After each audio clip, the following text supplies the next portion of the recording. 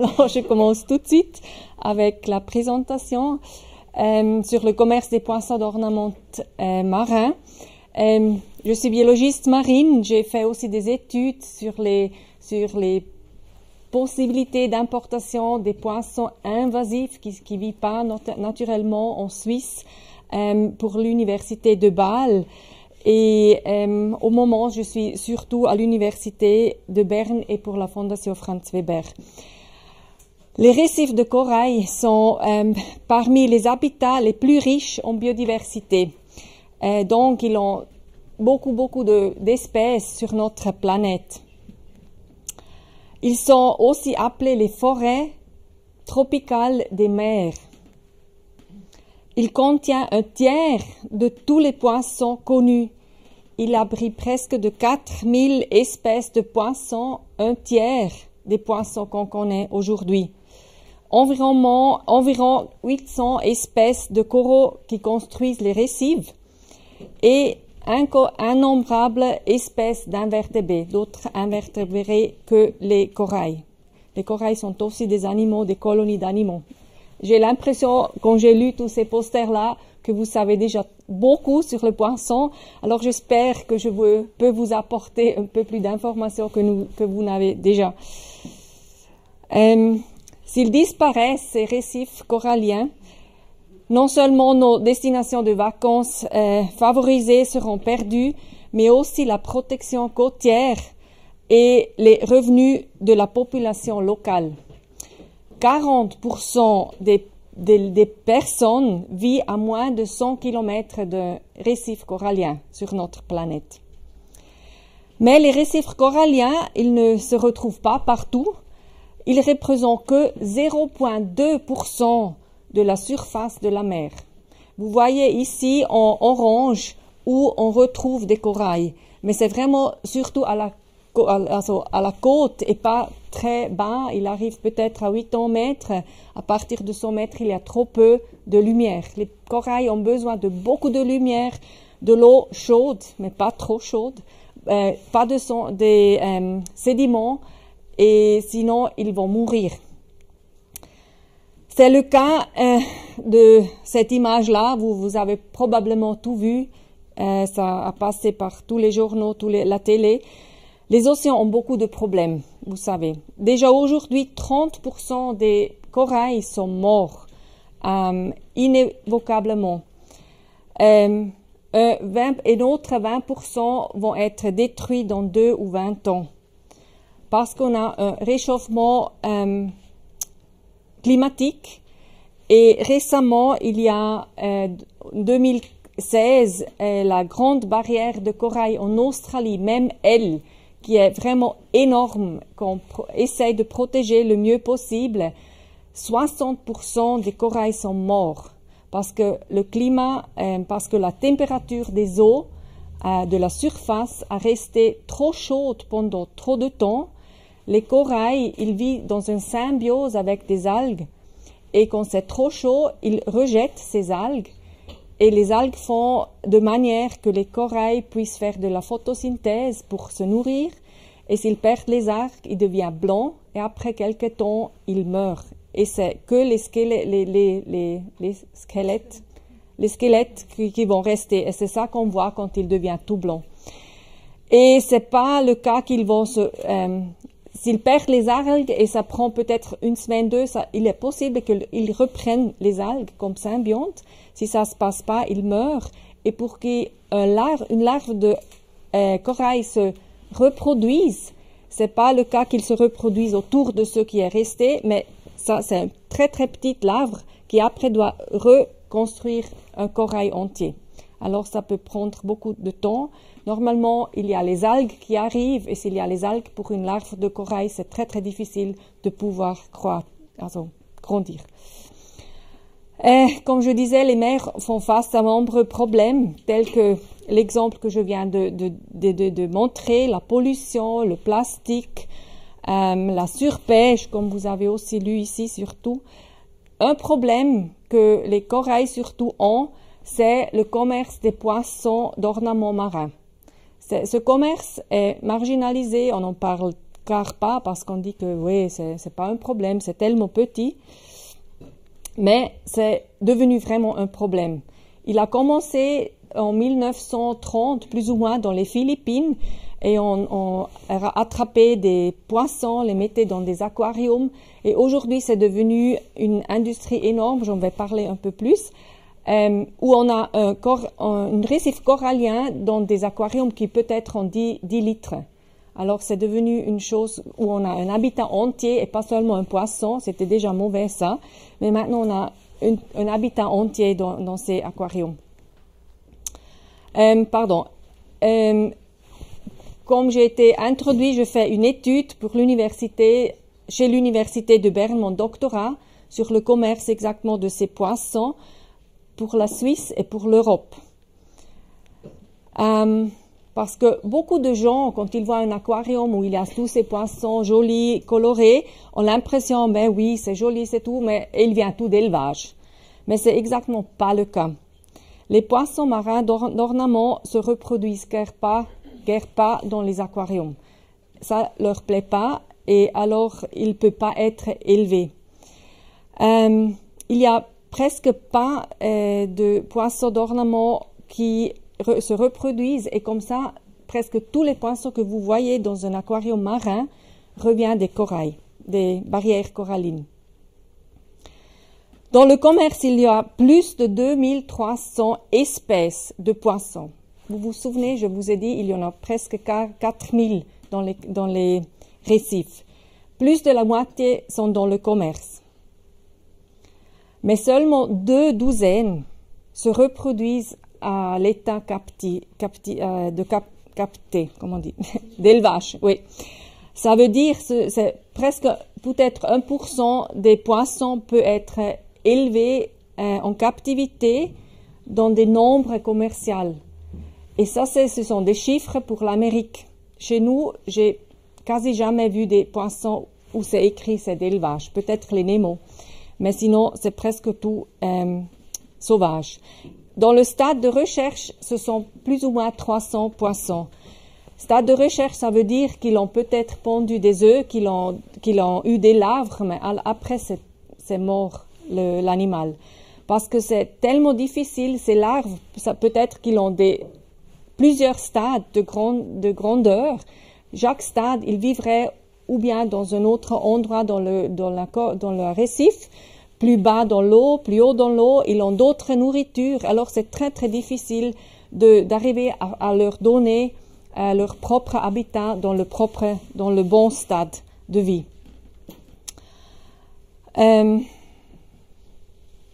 Les États-Unis ont fait une recherche, c'est un des peu recherches qu'il existe, et ils ont récolté les chiffres des imports et sont arrivés à dire qu'ils importent chaque année 10 millions de poissons de corail. Et on estime que l'Union européenne importe plus ou moins la même chiffre. Comme je disais, j'ai fait cette étude, c'est une partie de ma dissertation pour le Office fédéral suisse. Je dois regarder comment il s'est appelé en français. L'Office fédéral suisse de la sécurité alimentaire et des affaires vétérinaires. Et à la fin, j'ai aussi dû faire des estimations parce que, comme je vous disais, c'est très très compliqué de recevoir des données parce que ce commerce est très mal étudié. J'ai compilé les premiers chiffres pour la Suisse et il est devenu clair que pour les poissons, on a encore plus mal des informations que pour les autres animaux, comme vous êtes surtout à la connaissance de ça. Il n'y a pas de mécanisme spécifique pour contrôler ce commerce. Il y a une base de données sur le commerce des animaux vivants et des produits d'origine animale qui exige que les animaux entrant de l'Union européenne et en Suisse soient inspectés pour éviter des fouilles d'animaux et pour payer les taux, naturellement. Et c'est pas exact, ça les intéresse pas si c'est un poisson Nemo, si c'est une dorée. Je parle comme ça parce que je veux pas vous donner tous les noms scientifiques, mais ça les intéresse pas. À eux, ça intéresse surtout combien de poissons rentrent ou combien ils sont lourds, comme on dit. Le poids des poissons, exactement. Parce que s'il vient pour payer les taux, il prend le poids et c'est avec l'eau. Alors ça n'apporte rien. Parce que peut-être c'est 400%, c'est eau, si c'est un poisson petit comme ça. Mais ça devient très compliqué. Le deuxième très grand problème, c'est que de ces 4000 espèces de poissons corail, 70% ne sont pas évalués par la liste rouge de la UICN. Ce qui signifie pas qu'ils ne sont pas menacés. Ça veut dire qu'on a trop peu d'informations de la biologie, de l'écologie, du commerce de ces poissons que la UICN n'est pas arrivée à les évaluer. Alors, si on regarde toutes les espèces, ils ne sont pas évalués. Pour la Suisse, vous voyez ici les deux chiffres de ma publication. Pour la Suisse, j'ai eu très peu d'informations sur les espèces. Les documents d'importation, des fois, avaient des listes d'espèces. Ça, j'ai retiré, je l'ai mis dans une base de données. À la fin, je savais combien d'individus étaient entrés en Suisse, mais seulement de 2,4% de ces individus, je savais quelle espèce c'était. Alors, c'est très peu.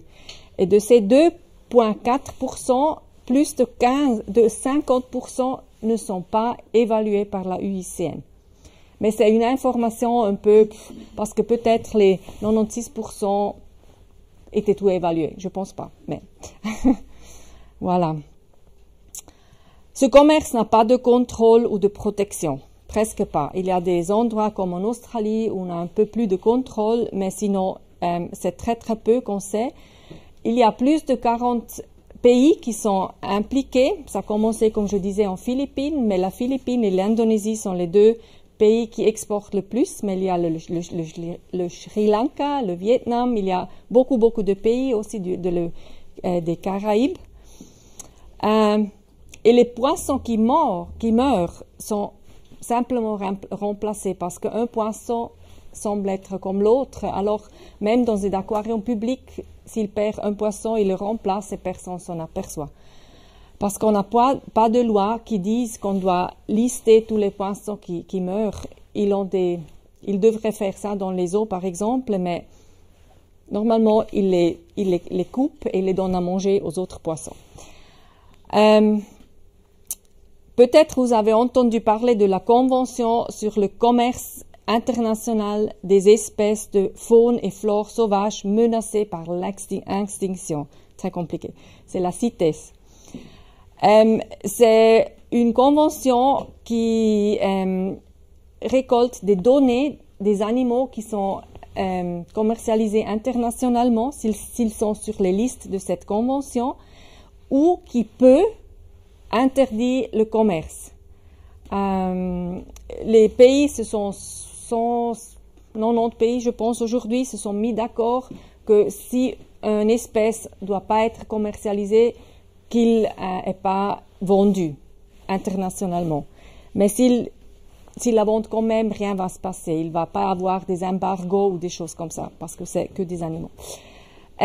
Pour ces poissons-là, parmi ces 2300 espèces commercialisées, seulement 3 sont listées sur cette convention. Ce sont les hippocampes que vous voyez ici dans l'image. Ce sont toutes les espèces d'hippocampes. Ils sont sur la annexe 2. Ça veut dire qu'on doit collecter les nombres qui sont commercialisés internationalement. Le poisson ange de Clarion, c'est tout nouveau. Ça a été mis sur la liste 2016 quand il a eu la dernière conférence de cette convention. C'est un petit poisson orange qui vit que dans un très petit endroit en Mexique. Et le poisson Napoléon, qui est un poisson qui peut devenir 2,30 mètres et qui est surtout mangé. Des fois, on le voit dans les aquariums publics, mais j'espère pas dans les aquariums privés.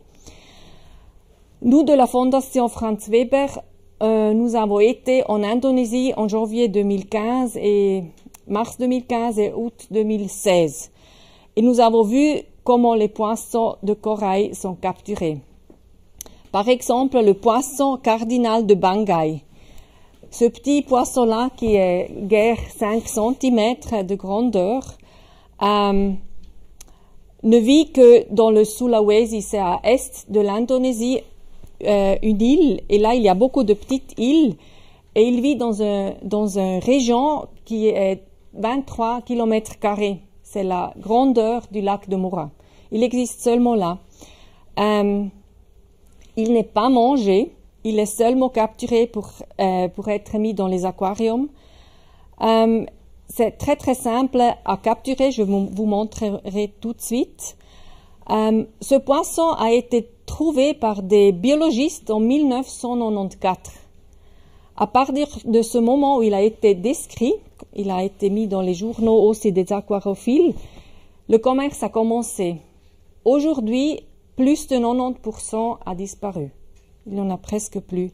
Et c'est un des seuls poissons qui est sur la liste rouge en danger. Il est marqué en danger là-bas.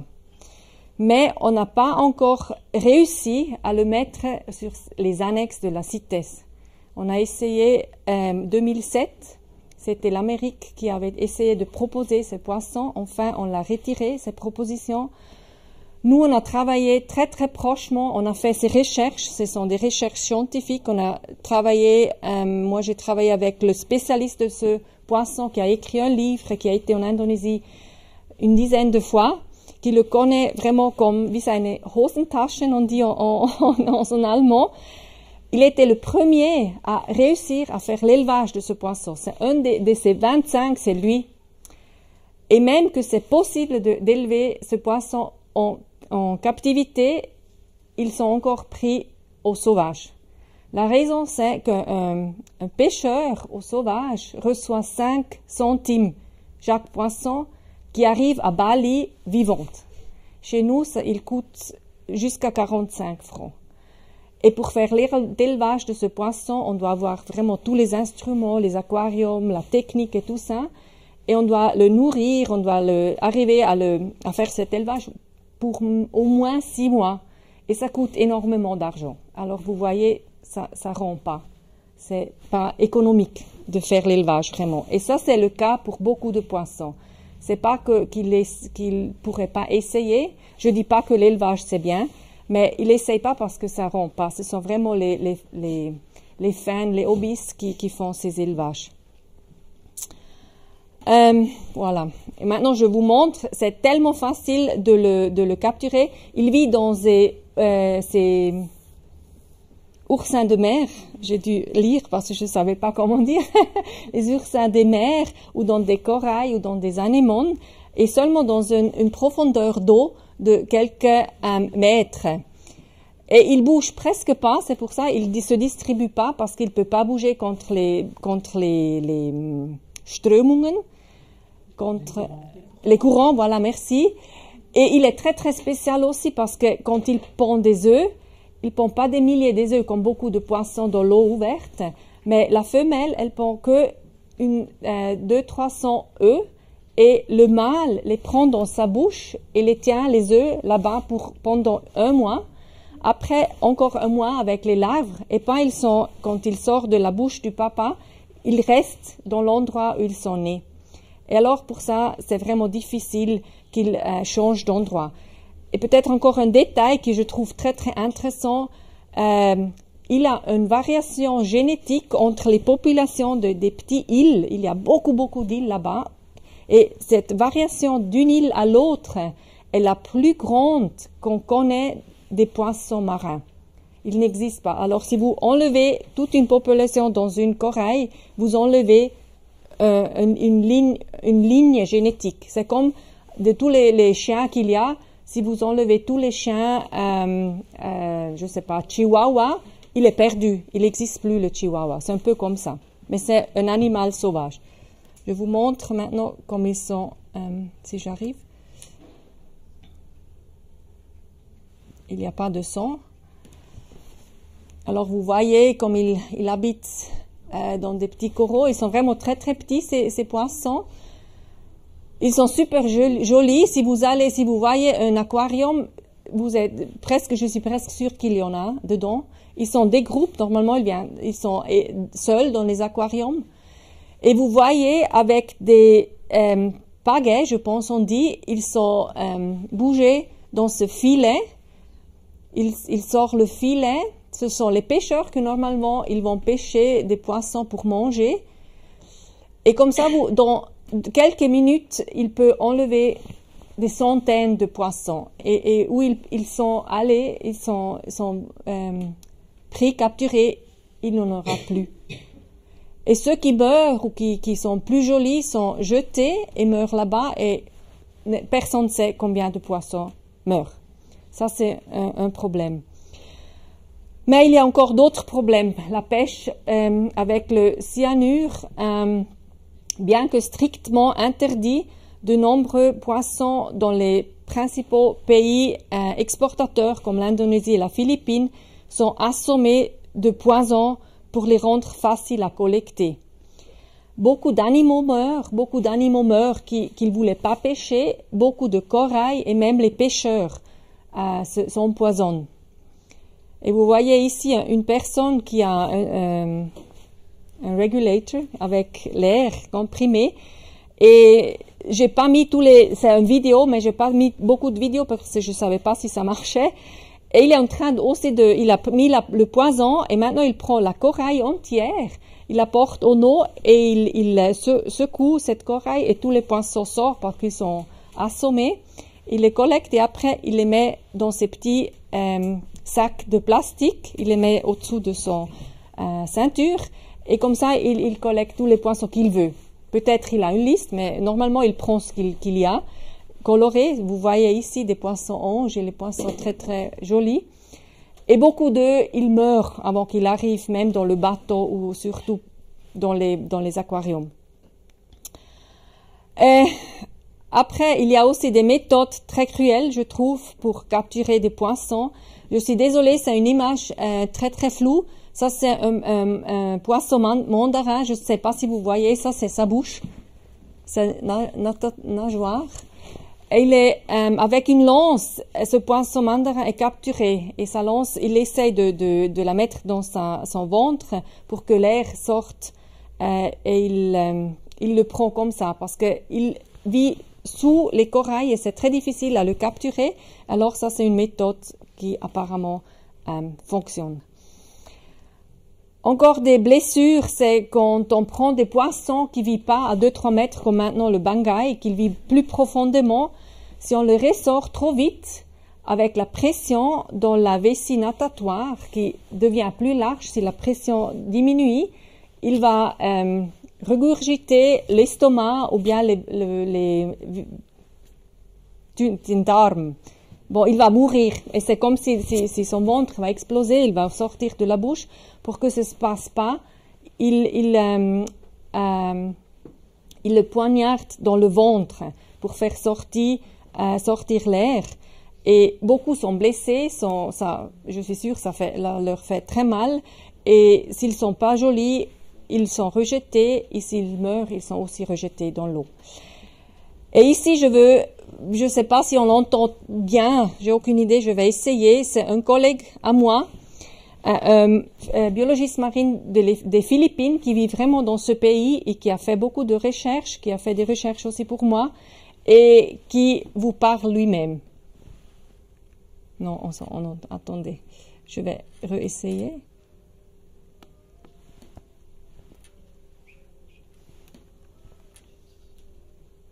Bon, ça va pas, mais peut-être vous pouvez lire.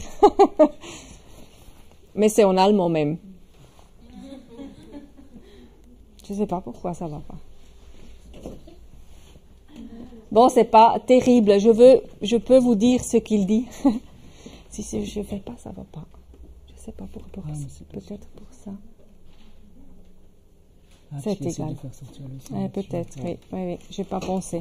Mais ça fait rien, parce que ce qu'il dit, c'est que ça peut être que 80% des poissons qui sont attrapés ne survivent pas jusqu'à l'aquarium. C'est le transport, la capture et tout le handling quand il le prend dans les mains, parce qu'il peut changer 10 fois de sac, aquarium, du pêcheur jusqu'à le premier commercialiste. Après, il doit le remettre dans le sac à plastique et le deuxième jusqu'à ce qu'ils arrivent après peut-être des jours, même des semaines. Le bangkai, ça prend tellement de temps jusqu'à ce qu'il arrive où il y a un aéroport Et là, ils doivent attendre, c'est chaud, l'Indonésie est chaud, il est très humide et les bactéries, ils commencent à grandir très très vite. Alors beaucoup de poissons meurent, 80% des poissons peuvent mourir avant qu'ils soient même vendus. Et ceux qui sont vendus, il a fait une recherche, plus de 90% meurent la première année. Et j'ai vu que vous avez écrit plus ou moins la même chose là derrière. Le stress est aussi très très grand pour ces poissons. Vous voyez ici ce poisson âne léopard, j'espère que c'est le bon nom en français. Il est mis dans 2 sacs parce qu'ils ont peur qu'il peut perforer ce sac. Et il ne fait rien que tourner autour de soi-même. Et il leur donne pas à manger parce que ça ferait de la pollution dans l'eau et ça ferait de façon que les bactéries grandissent encore plus vite. Alors, on leur donne pas à manger. Ils sont tenus dans des petits endroits, petits aquariums seuls. Ces poissons ne font rien d'autre que tourner autour de ça et il attend qu'ils sont vendus. Ce sont des poissons empereurs naines dans ces petits aquariums. S'ils ont la chance, je ne sais pas si c'est une chance, mais s'il arrive aux aquariums, ici, on est dans l'aquarium public de Gênes, de Genova. Il y a toutes sortes de poissons. J'ai pris quelques exemples de requins ici, avec le nez soufflé, car il flotte à plusieurs reprises dans les obstacles, dans les vitres. Il est vraiment très très blessé, ce pauvre requin. Mais ils n'ont pas seulement des blessures, ils ont aussi vraiment des déformations.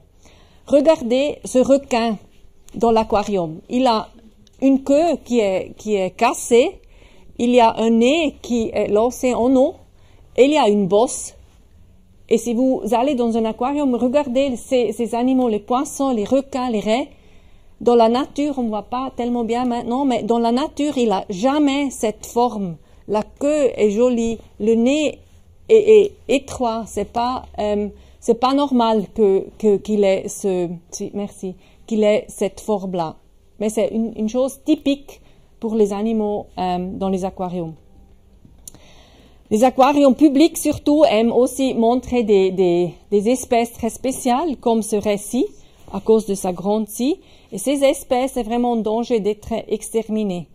Il y en a presque plus, et ces raies est aussi une des peu espèces de requins et de raies qui est sur la liste de la CITES, même en appendix 1. Ça veut dire que le commerce est interdit.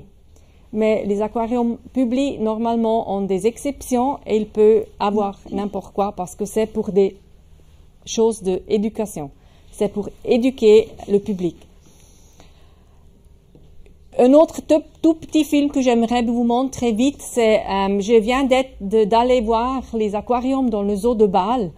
Ils sont, comme je vais vous dire, comme il a déjà été dit, ils vont construire un gros aquarium. Maintenant, ils ont des aquariums, des terrariums chez eux. Ils disent que c'est le mieux qu'il est, que c'est vraiment bien maintenu le tout, que c'est exactement un endroit où on apprend tellement de ces poissons, des animaux, de l'eau.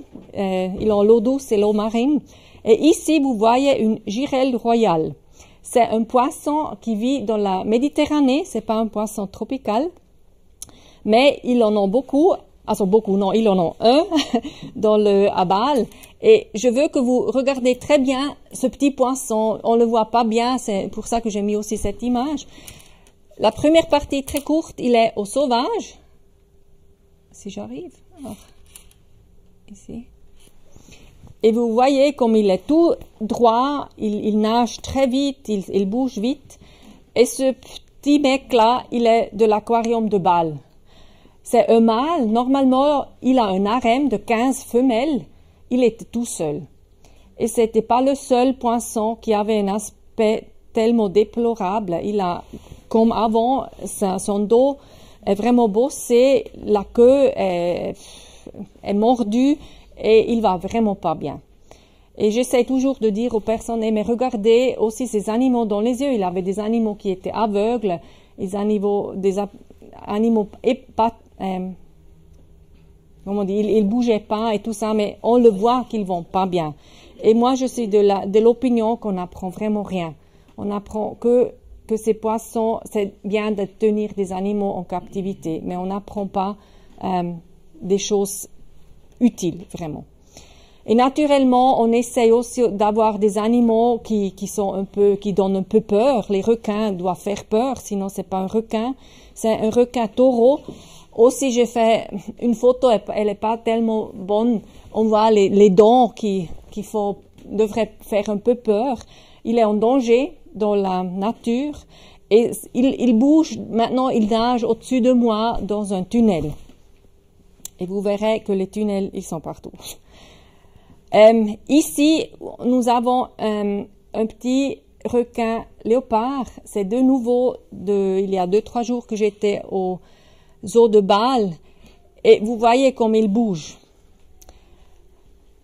On appelle ça scientifiquement hospitalisation. Je ne sais pas si c'est le bon mot en français. C'est quand ils font tous ces comportements stéréotypiques, exactement. Les éléphants qui font comme ça avec le tronc, voilà.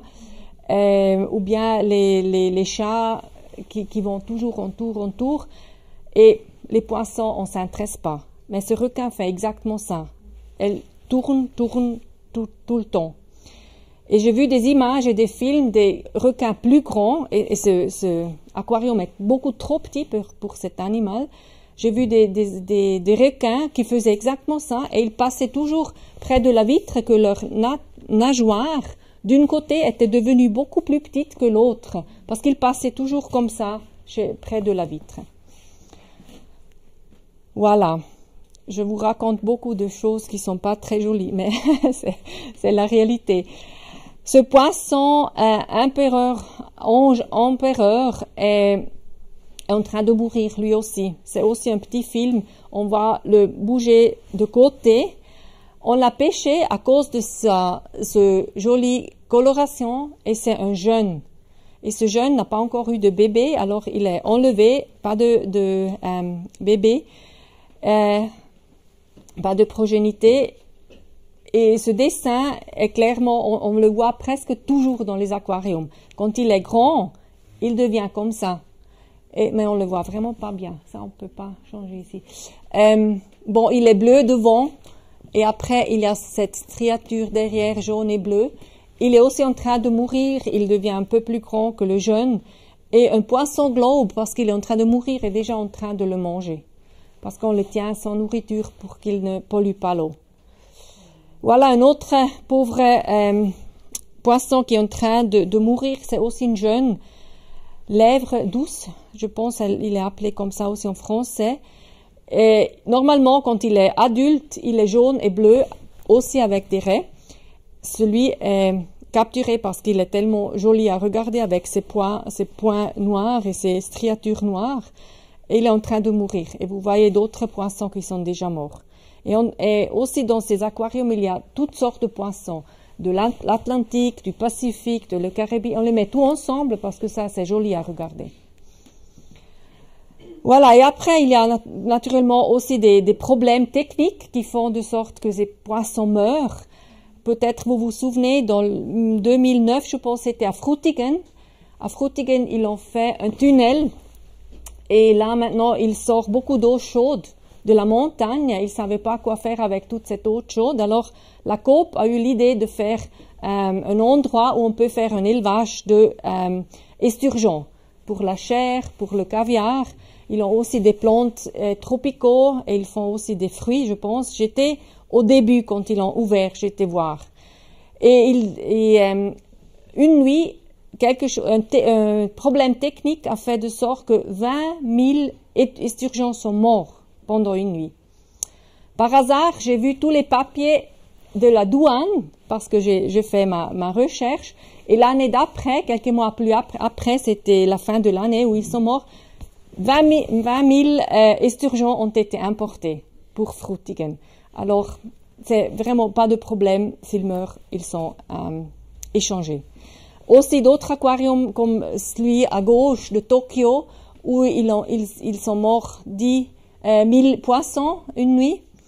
ou tout récemment, c'était vraiment il y a 8 mars 2018, BBC a publié une recherche où ils disent que 1/3 de tous les poissons des aquariums publics en Angleterre de Sea Life perdent 1/3 de tous les poissons tous les années. Dans une année, ils ont perdu 1/3 des poissons. Bon, alors, l'opinion publique change lentement. La sensibilité des gens est clairement changée ou commence à changer. Il y a moins de 100 ans où on acceptait encore des humains dans les eaux. Je ne sais pas si vous savez qu'en 1935, dans le zoo de Bâle, il y avait encore des personnes de l'Afrique qui étaient montrées. Dans les années 1980, il y avait peu de gens qui se dérangeaient car les cages étaient tellement petites. Et les poissons étaient mis dans la loi sur la protection des animaux en Suisse que 2008. Ça fait pas encore longtemps. Mais n'importe. Déjà 2011 et 2012, où ils sont morts les dauphins à Coneyland, à Lipperswil, dans la Turgovie. Après, on a pris la décision, on a fait une motion ou quelque chose, je me souviens plus exactement, mais on a changé la loi. Et maintenant, en Suisse, on est très progressif. Si on regarde les autres pays, on peut plus importer des dauphins ou des baleines. Ça, c'est très, très bien. Mais il y a beaucoup d'autres choses qui sont pas encore très bien. Et une intervention d'un conseiller d'État a demandé des meilleurs contrôles des importations des poissons des récifs coralliens, pour la protection des récifs coralliens, et c'est exactement ce que je suis en train de faire. Et naturellement, c'était pas son idée, mais il l'a fait pour nous, c'était très très bien. Et je suis sûre que vous savez que dès cette année, les homards ne doivent plus être cuits quand ils sont encore en vie ou être transportés sur la glace. Ils doivent être d'abord étourdis ou transportés uniquement réfrigérés.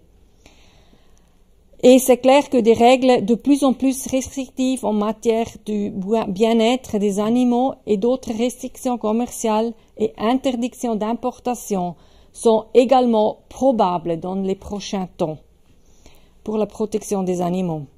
Cette image, je trouve très très triste. Je l'ai pris aussi à Génois, à Gênes, c'est Gênes, Génois, à Gênes.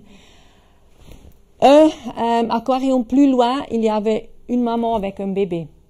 Et il y avait, j'ai pu faire une photo, mais c'était tellement plein de personnes qui regardaient ces deux animaux. C'était très très triste. Mais normalement, je dois dire, l'éducation, j'ai pas encore parlé beaucoup sur l'éducation, je le fais un peu plus tard, mais oui, on en parlera. Je reste chez la loi parce que la Suisse, finalement, 2012, a pris la décision d'avoir une stratégie pour la protection de la biodiversité. On a passé le plan d'action l'année passée. Je commence pas à en parler parce que on aurait pu faire mieux. Mais au moins, maintenant, on a un plan d'action. Mais ils disent aussi que la mesure 10 de cette stratégie dit qu'on doit réduire à un minimum l'impact humain sur les récifs de corail. Alors, ça veut dire on ne devrait pas voler, on ne devrait pas prendre toujours la voiture, on devrait manger moins de viande et tout ça. Mais aussi, un aquarium public, la construction d'un aquarium public est diamétralement opposée à ce but-là, parce qu'il va utiliser des animaux, beaucoup de ressources, des ressources aussi énergétiquement, et ça va pas. C'est vraiment une chose dépassée, je trouve. Les mers vont vraiment, vraiment mal, vous savez, et ils vont tellement mal que l'année passée, l'ONU a même introduit une nouvelle convention pour la protection des mers. Ça n'existait pas avant. Et Antonio Guterres, le secrétaire général, a dit la situation est dramatique. On commence à comprendre que ça va vraiment plus, que ça va être, oui, vraiment, si les mers sont mortes, on va disparaître nous aussi très bien, très, très vite. Les zoos ont leur stratégie, les zoos et les aquariums ont leur stratégie. Il admet que seulement 25 poissons de corail peuvent être élevés. mais quand même, ils continuent à avoir des aquariums. Et dans tout le monde, il y a plus que 1000 aquariums publics, sans compter les aquariums dans les eaux. On estime, ce sont des chiffres de l'ONU de 2003, on estime qu'il y a 2 millions de personnes qui ont un aquarium, précisément aquarium marin, bien compris. Et ce volume de vente de cette industrie est énorme. Il essaye toujours de nous faire croire que c'est une industrie marginalisée. Oui, ces aquariums, c'est rien si on regarde qu'est-ce qui se passe avec la pêche industrielle. La pêche industrielle, vous pouvez le lire là derrière, c'est une chose atroce. On attrape tellement de poissons. Et là, on perd un tiers des poissons qu'on ressort, sont rejetés à la mer. Pour les poissons des corails, c'est jusqu'à 80%, on l'a entendu. Même que ce sont moins, mais relativement, c'est incroyable. Et on essaye de nous faire croire que c'est une chose marginale, vraiment. C'est pas le cas. Alors, toute l'industrie, c'est les poissons d'eau fraîche et les poissons d'eau marin, c'est 15 milliards de dollars chaque année. C'est pas seulement les poissons, c'est aussi les aquariums, toute l'industrie. Et on estime que 10%, c'est toujours les marins. Alors, c'est 1,5 million de dollars le volume de vente de cette industrie. Et c'est pas peu. C'est clair, on a notre campagne contre cette construction du aquarium à Bâle, qu'il appelle l'Oceanium. Et ils disent qu'ils sont innovatifs, qu'il n'y en a pas dans le rayon de 500 kilomètres. C'est une chose unique. C'est pas du commerce, ils vont faire de l'éducation et c'est durable et tout ça. Si vous voyez sur cette carte, tous les aquariums qu'on a déjà en Europe, ce sont 150. Dans le rayon de 500 km, il y en a 5. C'est Lac de Garda, un aquarium géant, Gênes, Lyon, Munich et Constance. De Bâle, Constance, c'est même pas 2 heures pour y arriver. Et alors, c'est vraiment rien de nouveau. Et ici, à Lausanne, vous savez bien que vous avez ouvert l'Aquatis récemment. Et je suis allée le voir et je peux vous dire, il n'y a rien de nouveau. Il y a quelques expositions virtuelles maintenant, mais pour moi, c'est pas une chose immersive. Ils disent qu'on s'immerge, une immersion dans le virtuel. C'est pas du tout le cas. Il montre des poissons qu'on voit aussi à Bâle, par exemple. Ce brochet long, c'est un poisson très très vieux, évolutivement. C'est un des poissons qui vivent très très longtemps aussi en captivité, mais il a un aspect très spécial, alors on le montre. Derrière, vous voyez un esturgeon à spatule. Quand il ouvre la bouche, il a un aspect très étrange, alors on le montre. Honnêtement, je dois dire, pour être honnête, que les poissons qu'on voit à Aquatis, beaucoup sont d'eau douce. Où les poissons d'eau douce, on peut les élever, pas facilement, mais beaucoup d'entre eux viennent d'élevage, 90% on estime. Quand même, ces 10% qu'on prend de la nature, ce sont des volumes énormes. Et ça pose aussi un problème. Et l'élevage, c'est pas aussi une très jolie chose pour les poissons. Ici, je vous montre ce tunnel parce que c'est vraiment, oui, tout nouveau. C'est la même chose qu'à Gênes. C'est la même chose qu'à Constance. Partout, il y a ces tunnels, par exemple. Et ici, à Aquatis, il met même un aquarium d'eau salée. Il montre la grande barrière coralline de l'Australie, si vous avez vu. Il n'y a pas de coraux, ils sont tous morts parce que c'est blanchi. Au moins, ça, c'est réel ou c'est honnête, je trouve. Elle est blanchie, elle est pleine de petits poissons colorés. Et ici, ce poisson, par exemple, il a plus la queue parce qu'il a été mordu. Alors, c'est vraiment, si on regarde les individus, les poissons, c'est vraiment pas de l'éducation. On apprend vraiment seulement que c'est OK d'avoir des animaux en captivité.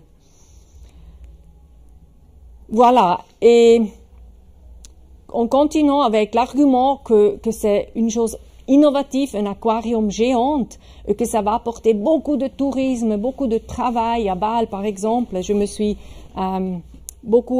beaucoup travaillé sur cette thématique, c'est pour ça que je peux vous donner plus d'informations là. Mais on a fait des recherches, et ces chiffres que je vous donne, c'est pas nos chiffres, c'est vraiment des chiffres qui sont sur l'internet, qui sont sur Wikipédia. Sea Life à Munich, par exemple, quand il a ouvert ses portes 2006, il avait 660 000 entrées par an. Aujourd'hui, il en a presque la moitié. Et la région métropolitaine de Munich est de 5,7 millions d'habitants. Bâle, par exemple, est de 1,3. Je ne sais pas Lausanne, je n'ai pas regardé.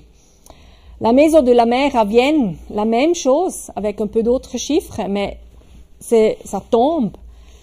Et maintenant, le Bla Planet à Copenhague, c'est le plus nouveau aquarium public qu'il y a en Europe. Quand il a ouvert ses portes en 2013, il a eu 1,2, je pense, ou plus d'1 million d'entrées dans cette année. Mais déjà, en 2013, aujourd'hui, il y en a déjà moins de 600 000. Alors, presque moins de la moitié. Moins la moitié. Et le Oceaneum à Stralsund, le plus moderne, ils disent tout la même chose, ils sont toujours les plus modernes, les plus attractifs, les plus spéciaux. En juillet 2008, ils ont ouvert les portes et après, il a eu une baisse de plus de 30%. Je pense aujourd'hui, c'est même plus de 40%. Et vous voyez cette ligne comme elle est en train de descendre. Et pour nous, pour moi aussi personnellement, je trouve c'est vraiment pas une bonne idée ces aquariums publics parce qu'ils ont eu peut-être c'était ok de les avoir il y a 150 ans qu'on a des aquariums publics chez nous dans le monde. Peut-être il y a 150 ans on pouvait pas plonger, on n'avait pas des films, on n'avait pas Blue Planet par exemple. Alors on peut dire peut-être on pouvait montrer des poissons. Mais aujourd'hui, avec la technologie qu'on a, avec toutes ces choses, toutes ces possibilités virtuelles qu'on a aujourd'hui, c'est vraiment plus le cas d'avoir des aquariums publics. Et je veux seulement vous montrer ce petit film. Je trouve c'est très très rigolo à la fin, mais je vous laisse regarder si je trouve voilà ici.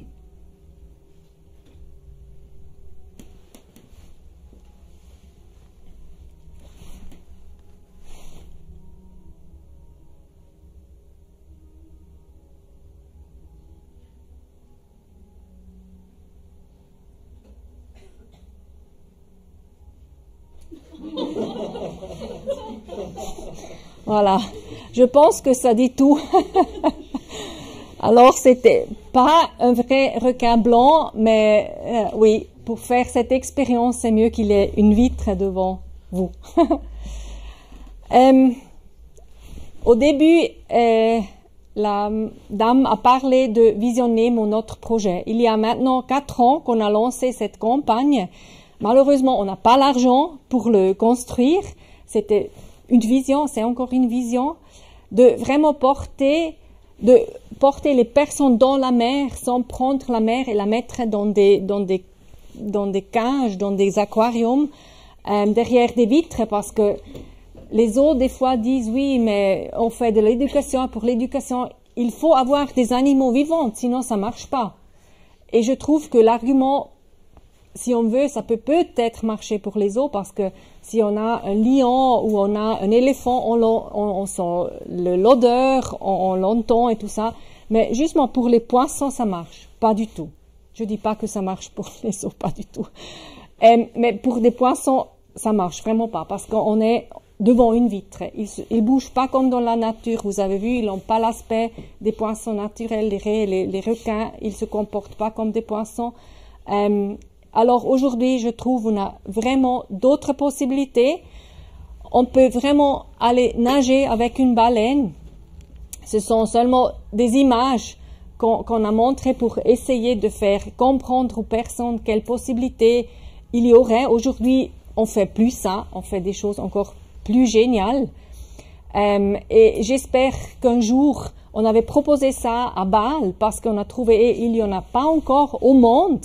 Vous seriez vraiment innovatifs, vous serez les premiers à faire ça et c'est vraiment une possibilité réelle. Mais l'intérêt n'était pas là et oui, je vous remercie pour l'écoute et je vous laisse avec ces images-là parce que maintenant Bâle n'aurait plus été le premier, aussi pas le deuxième, parce qu'il a eu à New York, Ocean Encounter, il vient d'ouvrir exactement ça, un aquarium virtuel.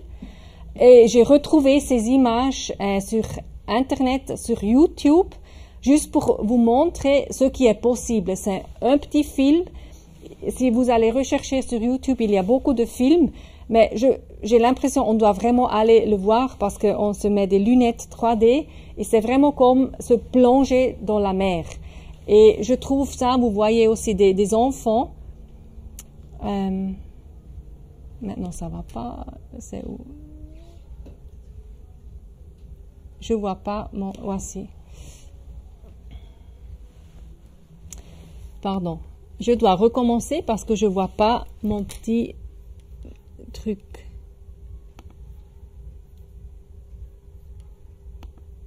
Voilà. Ah non, non. Maintenant, ça marche.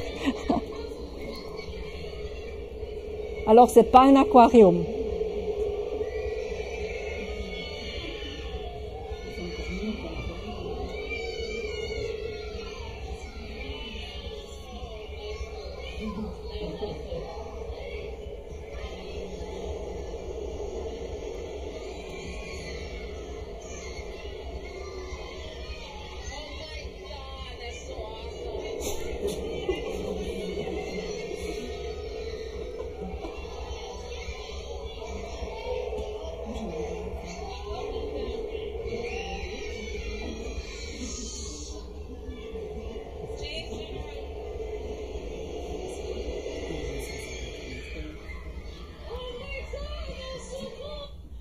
Voilà. Merci beaucoup. Et si vous avez des questions, merci.